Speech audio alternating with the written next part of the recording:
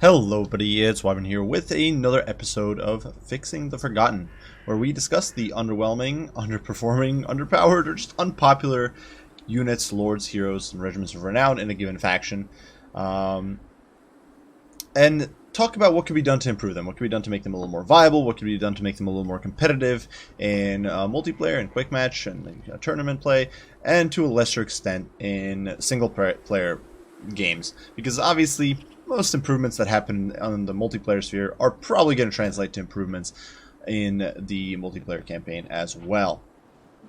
So in this video we are going to be discussing the forces of Brettonia, and this is a faction that's honestly has a small roster, and most of that roster is actually pretty good for the price point. There are a few units here and there that I think are simply a little overpriced for what they do. Most of the units are honestly pretty accurately priced, but Brettonia does have some specific issues against certain enemy unit types. And that's really more of what we're going to be discussing here today. What can be done to sort of help Brettonia in its bad matchups, how certain lords and heroes could be reworked a little bit perhaps, and of course what could be done to tweak some of the truly bad units they have, because there are still a handful that are just not good. So first and foremost, we are going to touch on some small things. First I have King Lewin here. Lewin, well, he's good. He's really competitive. You see him on Beacus brought on Beacus all the time. He's easily an A to S tier lord. Very competitive choice. He's dropped a little bit since Bordello became a lot better, but he is still probably a little more competitive than Bordello, just because you do have the armor sundering effect on sort of Corone, which unfortunately I didn't select here. But Lewin's solid. There's actually not much bad to say about Lewin. However, he's not popular in his foot or horse or Pegasus form. You almost always see him brought in Beacus. And I think one of the things that could be done perhaps to encourage using Lewin a little bit more on horseback or on Pegasus back would be to give him immunity to Vigor. Lewin is like literally one of the greatest Grail Knights ever.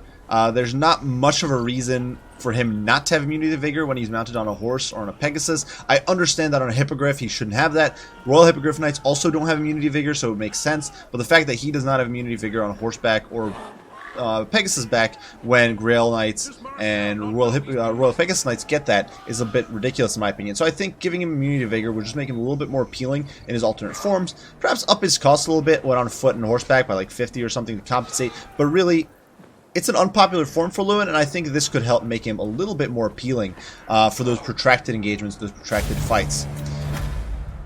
Now, besides Lewin, we do have quite a slew of other lords. Now, Bordello here is just for show. This is to prove a point, and that is because we're going to be critiquing the lord, who is well and truly garbage. The Brettonian lord is trash. There's nothing good to say about this guy. He is cheap, except he's not even that cheap. Compared to this is a fully kitted out lord. A fully kitted out lord is approximately 300 gold cheaper than Albrecht the Bordello fully kitted out. The thing is, you can cut certain things on Bordello. For example, you could cut like the Spirit of the Tempest to bring those prices a little closer, and Bordello's stats are far better than the lords. Keep in mind, right now they're both being boosted by Spirit of the Tempest, so it does skew things a little bit. However, Bordello gets a bonus for charge of 38. He's got much better melee attack to begin with. He does have better melee defense by a tiny bit, which is kind of pathetic given that it's only 35. A smidge more HP. He's got a few little perks here and there. Keep in mind we've also got a paladin nearby, so guardian trait is in effect as well. But Bordello brings much more utility. He's got Braid of Bordello. He can give himself a massive spike to damage with the heroic killing blow. The closest equivalent to that the lord gets is Deadly Onslaught, which is really not comparable. Only delivers about a fraction of the performance there. And then his items are trash. You get Stand Your Ground and Crown of Command. Stand Your Ground's not bad, but it's a cheap support ability. It's really not worth very much. And then Crown of Command, well, yeah, sure, you can target a unit, but usually as Brettonia, either your unit is functionally unbreakable, which is the case with most of your elite cav, or your unit is trash and is going to rout soon anyway or get annihilated in seconds. So why waste an unbreakable on a unit like Peasants? You're not gaining anything from that. So really just kind of a waste. You're better off bringing Grail Relic if you really want that leadership boost. And the Grail Relic's a troubled unit in and of itself. We'll get to that in just a little bit. So what does the lord need? He needs something to be better. The only thing he's got over Bordello right now is 10 weapon strength, which is not something to write home about. He's really kind of a pitiful lad. So really, what could be done to improve this guy? I think giving him a bit of a specific niche, perhaps, would be the great way to go. We have, so if we look at Lewin, for example, he's really your elite creme de la creme lord. He costs a lot of money. You drop him in with sort of Corone. You invest in all these abilities. Obviously, if he loses 50% of his HP, you get a map-wide frenzy, effectively, except a frenzy that doesn't even require leadership to function. You get Ladies Champion. He's got self-regen. We all know Lewin's great. He's got a lot of things going for him. He's just an elite all-around lord.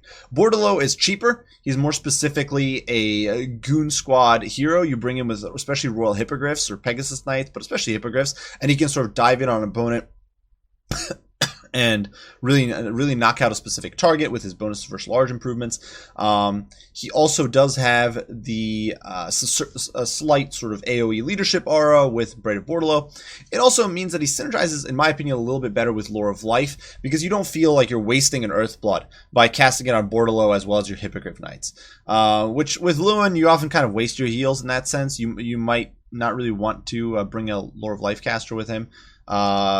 With Bordalo, you kind of have to, but at least you're kind of getting max value out of your Earthbloods, and rather than sort of wanting to. So if you got a cheaper lord, but I think he synergizes a little bit better with Hippogriffs, because you just blob him in, heal him consistently.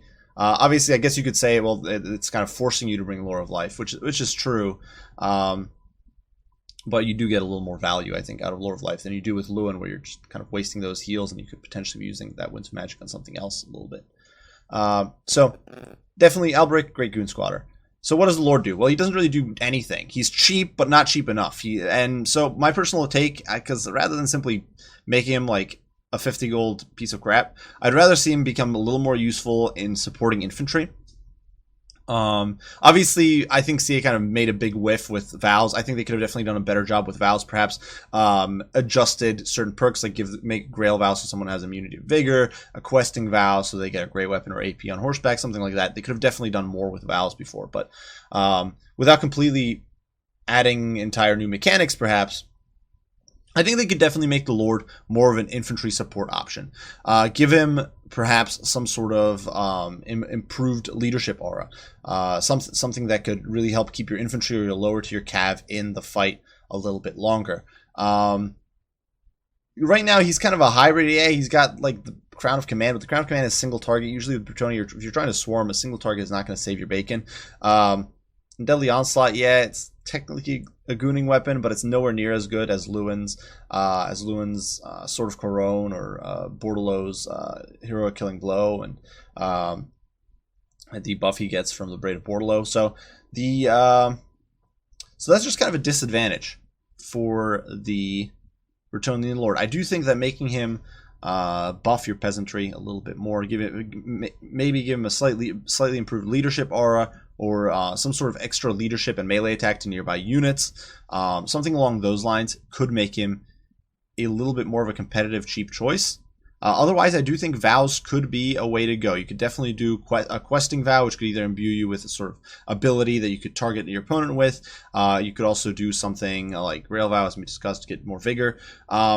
Another option I could see is, and I was thinking about this for both the Paladin, as in the vein of Taunt for the Vampire Coast. I think one thing that could help Brettonia is if they got more tools to deal with heavily armored monsters to make their non-AP units function better. Because right now, Brettonia, essentially, if you're trying to deal with big, heavily armored monsters, your only options are your Lords and Hippogriffs and Royal Hippogriff Knights. And then, to a seriously lesser extent, you've got your non-AP cav, questing knights, which can get zoned away by infantry very easily, and archers. So you've got these much weaker peripheral options. So I think that giving him, say, a targeted taunt-like ability, otherwise an ability such as Heart Piercer on the Blood Dragon and Vampire Lord, which, for those of you who don't know, grants armor sundering alongside other damage buffs. If I can find it here, that's the Honor or Death. Where is Heart Piercer? There we go, Heart Piercing. So you get extra damage, and more importantly, you get an armor sundering effect, which I think would be really cool, would sort of synergize well with the Brettonian style of charging in and taking on the monster by yourself, but at the same time, help enable your non-AP units, whether cav or archers, to do a little bit more damage. Because right now, Brettonia is very low on armor sundering effects, and it hurts them a lot as a faction. It makes them, it's the primary reason Brettonia struggles so much with big, heavily armored monsters stacked on top elite infantry, such as Chosen. It's a very difficult situation. The only real solutions to it are Albrecht YOLOing in with Hippogriffs, or Lewin trying to use Sword of Corone and some Curse of the Midnight Wind shenanigans. Well, that's kind of difficult to pull off. Now, moving on to heroes. Actually, I should mention, there's one more, I guess, Lord. But actually, this can synergize nicely with the Lords and Hero shtick we're going with. The Prophetess of Life, or I guess the Prophetess as well as the Damsel. So both of them get this ability here. And honestly, both characters are, in my opinion, rather good. I don't really have much critique for them. However, one specific item that I'm really not think is kind of trash is the Aura of the Lady. It's 12% magic resist in AoE. The problem is you have to risk your caster to get value out of this. She has to be within 30 meters of the units you want to affect, which is kind of tough. But second of all, it doesn't really help you against anything specific. Like 12% magic resist does not prevent Spirit Leech from insta-killing your units. It can make, for example, a unit like Dragon Princes with Alariel's buff a little bit more less effective against your cavalry, but ultimately it's not a huge perk to have. Personally, I'd like to see this boosted to a 25% point and click magic resist, so that you could use it to counteract Spirit Leech effects. It would give it a niche where Brettonia can sort of defend its cavalry from Spirit Leech sniping, which is kind of a problem, especially in matchups like Empire, but also if matches like Chaos, and it can even be a problem against High Elves and units factions like that. Spirit Leech will melt your troops down. So I think Aura of the Lady would be nice to have as a contingency where you could point and click, maybe make it like a passive that's only like 12% magic resist like it is now, a trashy ability, but with a point and click component added to it where you can target a unit to give it temporary magic resist. Like it could be like 20 seconds or something of 25% magic resist, and I think that would be a really big improvement, make this ability much more competitive. My next critique on the Prophetess is also that the channeling staff is kind of crap. It's minus 15 ability or minus 15 seconds ability recharge. Sure, you can cast it every 60 seconds, but it just doesn't do that much for you. Like, who cares that you can cast an Earthblood a little bit faster? Usually you're not looking to spam your spells that much anyway. So having them on a slightly shorter cooldown isn't that big of a game changer. It's not really worth investing that tiny bit of extra money into. I'd like to see either the effect made more significant, make it like minus 30-second ability recharge, or replace it with a different item. I'm not entirely sure what that different item would be. Perhaps even the Crown of Command or something along those lines could be moved from the Lord over to her. That would be a little more competitive. But really, the channeling staff is just kind of meh. Now, moving on to the two fighty heroes now. The Paladin, once again, I think he's in a decent spot for what he provides, or for his stats. Honestly, he's appropriately priced in my opinion. He does have a bit of a niche. The problem is that once again, like the vast majority of Brettonian's roster, he's non-AP anti-large. Brettonia has non-AP anti-large coming out its ears. There are very few. There's really no low armor monster that Brettonia struggles against. It's not a problem for them. And the Paladin is essentially just another tool in the box to kill low armor units, which you already have the Grail Knights for, you've got Pegasus Knights for, you've got your Archers for. There's so many units in the Knights of the Realm. Even Knights Errant will crush certain lightly armored troops. You really have an endless tide of tools for this as Brettonia. It's not a problem. So the Paladin doing that is really nothing special. Personally, I would like to see him honestly lose Guardian and gain immunity to Vigor loss. I think that would be good. I'd also like to see him gain, like I said with the Lord, some sort of worthy foe mechanic or something where you target a unit and you can debuff its armor. Otherwise, something like Heart Piercing where you can hit enemies with Armor Sundering. Once again, looking to give Brettonia more Armor Sundering options to make their non-AP tools work better against big monsters. It would still be temporary. There would still be counterplay options. You still have to get your Paladin close to the target or on top of the target if it was on contact effect or on impact effect, but it would give Brettonia those tools that they need, that they're so desperately are lacking right now to deal with big, heavily armored monsters. Besides that, his item selection is honestly kind of crap. Foe Seeker's nice, I'll admit. Charmed Shield's okay, given how cheap it is. But Potion of Fulgarnius, honestly pretty worthless. This could at least be replaced with like a Potion of Strength. If nothing else, even that would not be great because we're talking about a non-AP Lord, so the amount of damage usually you're getting out is not that huge. Deadly Onslaught, once again, not that great because you don't have an AP Lord, so the amount of damage you get, especially against a heavily armored target, is just not that significant. So I'd much rather see these replaced with some sort of alternatives. As mentioned, the immunity to vigor would be nice. You could honestly replace Deadly Onslaught with that point and click ability, and then Potion of Full Hardiness could be replaced with like a Potion of Strength or something along those lines. Would instantly be a lot more valuable. I have seen other recommendations or demands from people wanting the Paladin to have his kit reworked and just be made an AP hero or be given an AP mount like a Hippogriff. I wouldn't mind that either, to be honest, giving you an additional monstrous sort of beast hunter. But within the realm of no new models, perhaps, I think at least these sorts of slight reworks would be an improvement, or would be sort of a step in the right direction.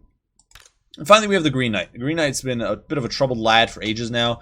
Potentially a hard carry if your opponent doesn't have the tools to kill him. The problem is that, well, he's got a lot of problems. One, he's an ethereal. Ethereals come with the usual issue of being really easy to kill with magic. Sure, he's got 50 melee defense, which is very good, but 0 armor. And the fact that you're a single entity means you usually get surrounded. You melt very, very quickly. He does finally have his passive regen in Forest for free, which is definitely a bit of a win. However, he still costs over 2,000 gold if you bring him with Dolores Blade, which is quite a lot. And he has a very tough time getting on his targets. Being a horsebound lord or a horsebound hero is a very big issue, especially for Brettonia, which with Empire, you can have a Karl Franz on a horse, and because he's got these crazy AoE buffs, and because Karl Franz on a horse, or because you kind of force your opponent to engage your demi-mob, it's not that much of a problem that Karl Franz is on a horse. The problem is that with Brettonia, you don't have many ways to force your opponent to engage. You don't have guns, for example, to really force that move. And the Green Knight can't actively pursue his targets. If you want a unit that costs 2,000 gold to actively pursue armored units, you're going to get Hippogriff Knights. They're better in every relevant manner there. So what could be done to improve the Green Knight? Once again, I think Immunity to Vigor could go to this guy. He is literally the OG Grail Knight. He is like the best Grail Knight ever. I don't know how much more Grail Knight you can get than the Green Knight. The fact that he doesn't have Immunity to Vigor is ridiculous.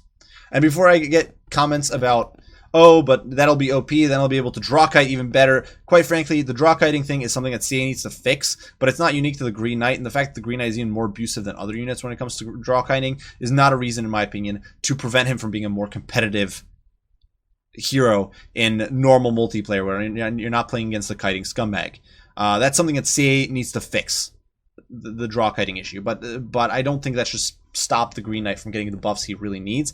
Second option, I think, second addition, I think, and this would probably come at an addition to cost, perhaps, would be an explosion mechanic in the vein of Cetra, or in the vein of Cetra's Wrath of Dra, Queen Kalida's Venomous Explosion, or whatever it is, or the Swiftness of Eitzel for Krokgar, or Verminous Valor for the Skaven Lords. One of those, not necessarily a damaging explosion, actually ideally not a damaging explosion, but just an ability that would let you knock an infantry back and let you get the Green Knight out of trouble. It could be limited to 3 uses, something like that, but something that will let you either get on a target more easily as the Green Knight, or get out of bad situations as the Green Knight. Because if your Green Knight is bogged down fighting trash infantry and he can't pull out, it's a problem. And it can seriously hinder his performance, which is already lacking to begin with. So I think those would be some good improvements to make the Green Knight a little bit more of a viable choice. He still just isn't there, and it's really a shame. Because he could once again be another tool in Brettonia's toolbox to deal with those big monsters. Now, next up, we are going to move into the realm of infantry. And once again, really, these units, I don't have much to critique here. Men-at-Arms with polearms, if we compare them to Eternal Guard, this is really, and keep in mind, they're being buffed by Call of the Wild, so they've got 5 more melee attack than they should have. But Eternal Guard has 4 more melee attack. They've got more armor. Yes, they have less HP, but they have more speed. They have 24 more leadership baseline, which is insane. Higher charge bonus, slightly less melee defense, slightly less weapon strength, and less bonus for large. However, as a whole, Eternal Guard is, given that it's 25 gold cheaper than Men-at-Arms with polearms, it's still quite a bit better. So I think Men-at-Arms with polearms could get another 25 gold price cut. I think at that point they would be in a good spot balance-wise. I think they're honestly pretty close to being where they need to be. But given how terrible their leadership is in particular, it's very difficult to justify coughing up 500 gold for these guys. Still, And I think 475 gold would be a little more appropriate. Especially when compared to Eternal Guard. It really, when you compare the stats tit for tat, when you see what you're trading off, what you're trading, I think it's generally, I think it's fair to say that these guys should cost the same as normal Eternal Guard.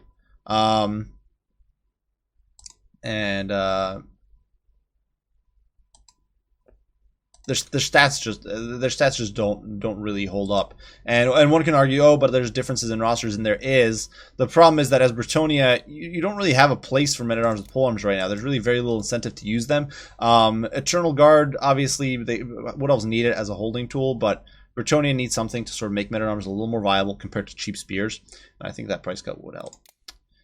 Battle Pilgrims. These guys, once again, I think are like 25 gold overpriced. If you chevron up something like Empire Swordsmen to fight these guys, I'm pretty sure Empire Swordsmen actually win out, which is a bit nuts.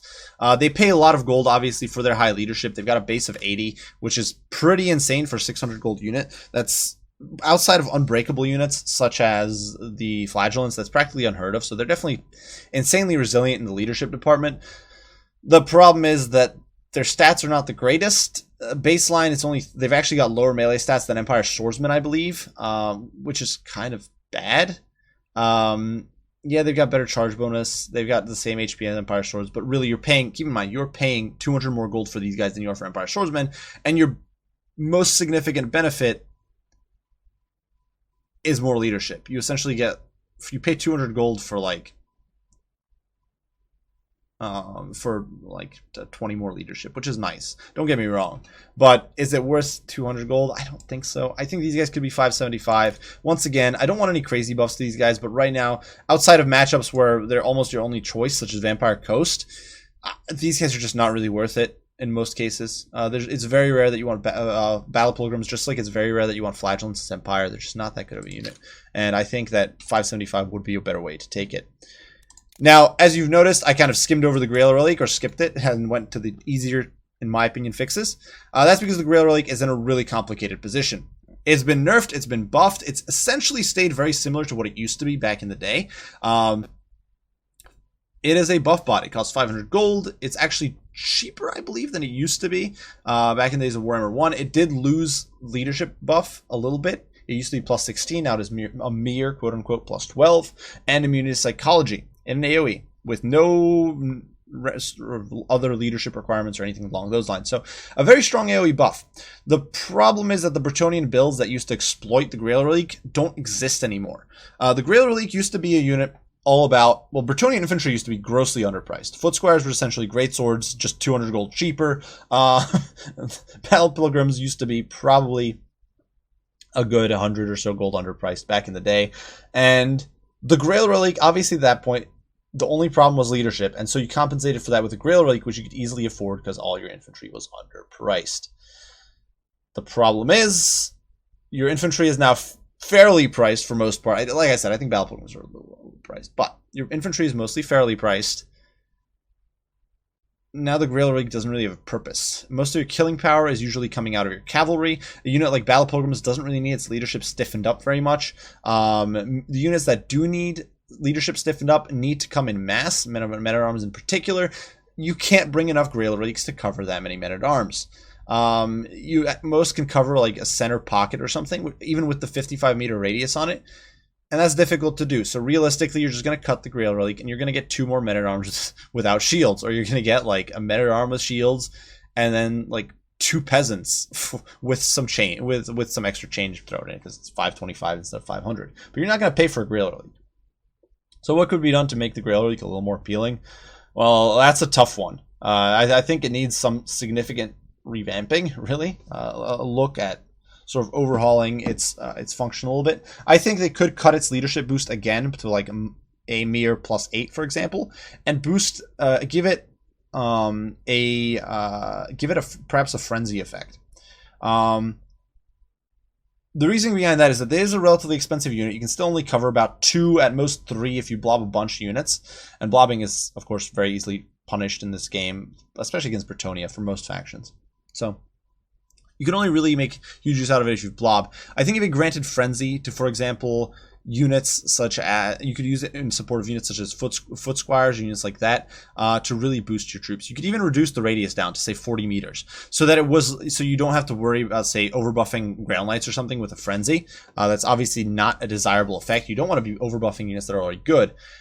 But I think making foot squires, for example, a little more reliable at hitting with a frenzy effect. Keep in mind, +8 melee attack on a unit that only has 25 baseline is nice. I think that would be a big buff. Making men-at-arms a little more consistent aggressively would be nice as well. I do think that these sorts of this sort of boost could help. Otherwise, make it like a flat +5 melee attack. Make it like a corpse cart with an unholy lodestone. Or sorry, not with an unholy, just a corpse cart. Keep in mind, a corpse cart is only 250 gold for essentially the same, a similar sort of role. The Grail Relic just gets leadership boosts. Corpse Cart gets +5 melee attack, +5 melee defense. A much more significant buff, honestly, than this leadership boost. So and given, and it costs half as much. So I think this unit could easily go down in price by 50. Could grant a melee attack buff, have its leadership buff reduced, something along those lines. But I think there's a lot of ways that you can make it a better infantry support tool, one that can reward using sort of some of your lower statted infantry a little more effectively. And I think that would really help the Grail Relic a bunch. Moving on to Cav, there's not much to say. Brettonian Cav as a whole is excellent. Grail Guardians still in a little bit of an awkward spot, but I didn't include them here because I think they're decent in a few matches. It's just that they're not seen all that often. I really like them in the High Elf matchup. There's a few matches where I really enjoy them, so they didn't get cut here. However, Mounted Yeoman, a unit that I think is about 25 gold overpriced, honestly. They have a very difficult time competing with Knights Errant. Knights Errant are just generally a lot better. And I know there's going to be screams of, well, Knights Errant are OP. Well, Knights Errant compared to basically all the other mid-tier Cav are not that exceptional, as long as we discount like Boar Boys, which are god awful. But compared to like Empire Knights, compared to Netkarn Horsemen, compared to Black Knights from the Vampire counts, honestly, the Knights Errant are decently balanced in my opinion. It's unless you want like nerfs across the board for mid-tier Cav, I don't think that's really an option. But Mounted Yeomen do struggle, and I think they could use a slight price decrease. I don't think they should be more elite Cav. They are a trash Cav. They're not supposed to be great or anything, but at the same time, their stats are definitely on the piteous side of things. Their leadership's bad. I think they could use a slight cheapening, just like Dark Riders in my Dark Elf video. I thought could use cheapening. Wardens of Montfort alongside them. I think normal Mounted Yeomen are decent. I think Wardens of Montfort are just overpriced for what they do. You basically pay 250 more gold for poison. You don't really get other tangible benefits, which is a little unfortunate. Like, yeah, okay, I know somebody's going to say they get more charge bonus. They do. But that charge bonus doesn't really matter that much in practice. You're paying 250 gold for these guys, and essentially the only stat perk you get is poison. For point of reference, Hagbane Tips, I do believe they cost, is it 125 or 100 gold more than normal Glade Riders? And they get poison damage, magic damage, and more AP damage. And they're not even a Regiment of Renown. Regiments of Renown are generally grossly cost efficient. And even if you don't want the Regiment of Renown to be like super cost effective, it should definitely be more cost effective than 250 gold more. I think the Wardens of Montfort should either go down in cost by about 100 gold, maybe even 150, or otherwise I think they should get a much more significant boost to their melee stats and maybe armor. Make them a hybrid combat shooting Cav, rather than what they are now, which is just an overpriced Mounted Yeoman where you get poison that is generally pointless. Why bother? Mounted Yeomen are almost never going to get caught by light Cav anyway. If you're you can outrange most enemy skirmishers with ease because you got 125 range, so that's nice. And if you want to poison specific big targets, you got poison archers, which are honestly cheaper and more efficient most of the time. So yeah, these guys just don't have much of a niche. At most like a 600, 650 gold unit. I think they could use those price cuts. Finally, the Blessed Treb. The Blessed Treb has come a long way. It's the no friendly fire descriptor is fake news. It actually does friendly fire. It just doesn't do, the explosion just doesn't do friendly fire. In my opinion, it should just do no friendly fire whatsoever. I think that would instantly make the Blessed Field Trebuchet a significantly more useful unit. I think right now it's in an almost good spot. Its splash is significant enough to where it threatens certain elite units. The ammunition count is big enough to where you can shell away at an opponent and get a lot of value over time, especially against units like Phoenix Guard, low HP, physical resistance reliant entities like that. But even against units like Chaos Warriors, Chosen, that sort of stuff, it can do an okay job. I really think the main buff needed here is make it a full-on no friendly fire unit. Would put it in a much better position in my opinion, and help it a bunch. Otherwise it's another price cut, but I'd rather not see that. I'd rather not see just two flavors of identical trebuchet. So that's my 2 cents there. So regardless, that is my take on Brettonia, guys. I do hope you guys enjoyed. If you have your own comments, critiques, questions, as usual, don't hesitate to put them down below, and I will respond as soon as I can. I do thank you all for watching, and I will see you all in the next one. Bye for now.